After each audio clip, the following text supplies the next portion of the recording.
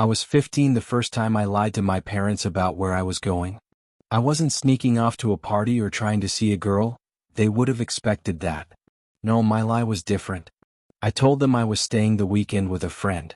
Instead, I stuffed my old camping pack with a tent, matches, and food, and caught a bus out to Cradle Mountain National Park in Tasmania. I loved the outdoors more than anything else.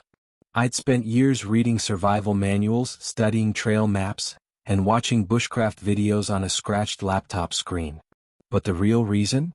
I wanted to prove to myself that I could camp alone.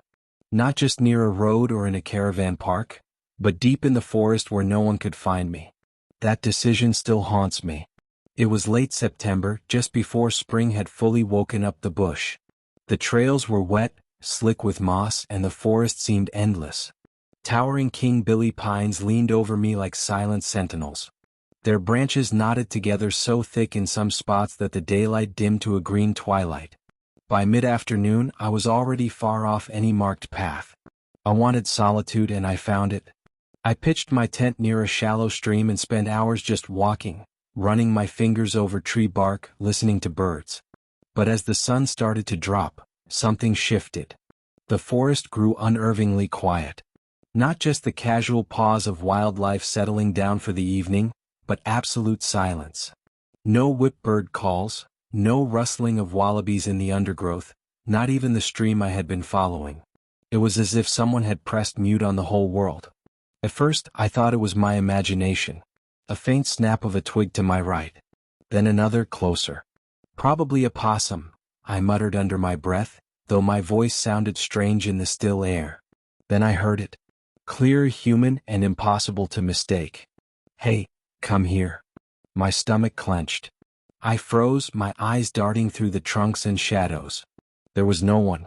No trail. No campers for miles. I told myself it had to be a trick of the wind. But the air was still. I turned in a slow circle. Nothing. Then, from behind me, closer this time. "Hey, come here." I spun around so fast I nearly tripped. The sound wasn't coming from ground level, it was higher. From the trees. A cold ripple ran down my arms. I started walking quickly, my boots crunching leaves, but the voice followed. First behind me. Then to my left. Always just far enough to make me question it. "Hey, come here." Sometimes the words stretched out, almost playful. Sometimes harsh, as if spoken through clenched teeth. I tried yelling back, "Who's there?"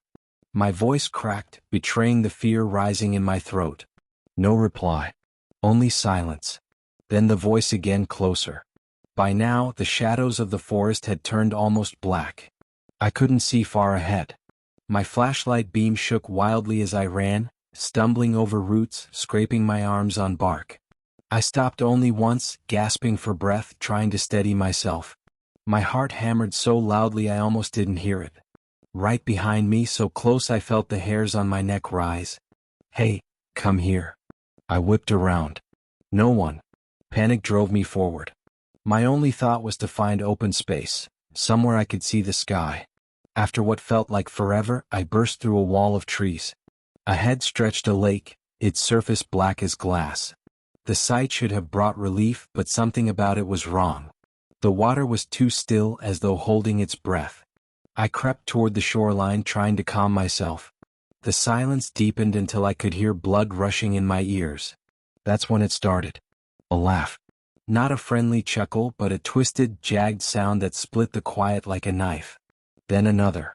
And another. 3 separate voices, overlapping, laughing in a way that made my skin crawl. High-pitched and low, echoing off the lake like a choir of mockery. It felt less like laughter and more like being hunted, like something was amused at my fear. I backed away, clutching my pack straps as if that would protect me. I don't remember much of the run back. My body moved on autopilot, crashing through brush, tearing at branches. Every few seconds the laughter followed, bouncing from tree to tree, surrounding me. By the time I found the dirt access road, my hands were bleeding and my clothes were shredded. I pulled out my old Nokia and called my parents, sobbing. I lied again, told them I'd gone out to the edge of the park with friends and needed a ride. They were furious, of course. But the anger in their voices felt safer than the silence I had left behind. I never went camping alone again. Even now, years later, the outdoors doesn't feel the same. I can hike with friends, sure, but the second the birds go quiet, my chest tightens and I can hear it. That voice, echoing in the dark timber. Hey, come here. And sometimes when I dream, I hear the laughter too. 3 voices waiting in the trees. Log, if you enjoyed this story, don't forget, darkness can hide things far stranger than we can imagine. Make sure to like, subscribe, and hit the notification bell so you never miss another tale of true terror. And now I want to hear from you. Have you ever been out in the woods and felt like something was watching you? Drop your story in the comments below. I'll be reading them. Until next time, stay safe. And remember, when the forest falls silent, it might already be too late. Hing because I ran.